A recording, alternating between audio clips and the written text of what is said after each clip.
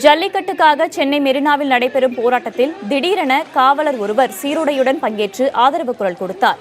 திரளாக குழுமியிருந்த இளைஞர்களின் மத்தியில் நுழைந்த அவர் விவசாயத்தை காக்கவும் ஜல்லிக்கட்டுக்கான தடையை நீக்கவும் வலியுறுத்தி பேசினார். சீருடையுடன் வந்து பேசியதால் அவரை அங்கிருந்து அழைத்துச் செல்ல காவல்துறை அதிகாரிகள் முயன்றனர். இருப்பினும் தொடர்ந்து பேசிய அந்த காவலர் காளைகளை நல்ல முறையிலேயே தமிழக மக்கள் வளர்ப்பதாகவும் இதனை ஜல்லிக்கட்டை எதிர்ப்பவர்கள் புரிந்து கொள்ள வேண்டும் என்றும் கேட்டுக்கொண்டார். சுமார் 10 நிமிடங்களுக்கு மேல் போராட்ட களத்தில் நின்ற காவலரை இளைஞர்கள் கட்டித் தழுவியும் முத்தமிட்டும் பாராட்டு தெரிவித்தனர். இதனையடுத்து அந்த காவலரை காவல் துணை ஆணையர் தலைமையிலான அதிகாரிகள் அழைத்துச் சென்றனர்.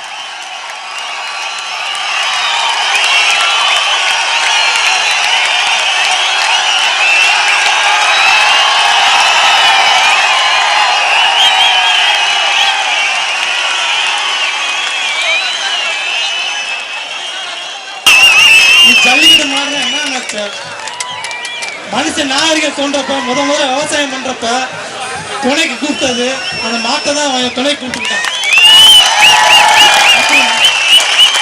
அந்த நாகரிகம் தோன்றத்துல இருந்து நம்ம கூட இருந்த அந்த மாட்டை நம்ம எப்படி பார்த்துக்கிட்டோம்.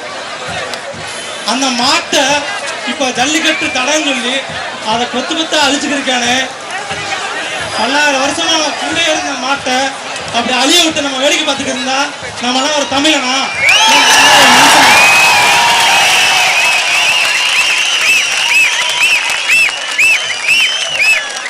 இந்த உலகத்துல தாய்ப்பால் குடிச்சு வளராத குழந்தை கூட இருக்கு. பசுமாட்டு போல குடிச்சு வளராத பிள்ளை இருக்கா?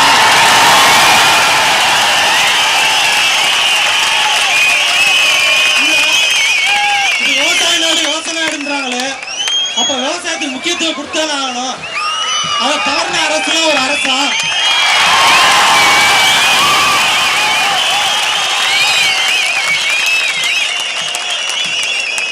விவசாயம்னா எப்படி பண்றாங்க? தண்ணி, இயற்கை விவசாயம் என்ன பண்ணுவாங்க? தண்ணி, மாட்டோட சாணத்தை போட்டு அவங்க உழுது இந்த மாதிரி விவசாயம் பண்றதான் நம்ம பார்த்துருக்கோம். இப்ப செயற்கை உரத்தெல்லாம் போட்டு மண்ணை சாகடிச்சிட்டோம். இப்ப கொஞ்சம் கொஞ்சமா நம்ம ஜல்லிக்கட்டுன்னு சொல்லி மாட்டையும் சாகடிக்கிறோம். இப்ப தண்ணிக்காக நம்ம பக்கத்து மாநிலத்தை போய் கெஞ்சிக்கு இருக்கோம்.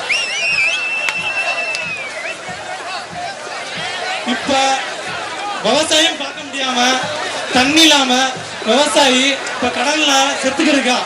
இதுக்கெல்லாம் நீங்க என்ன பதில் சொல்ல போறீங்க?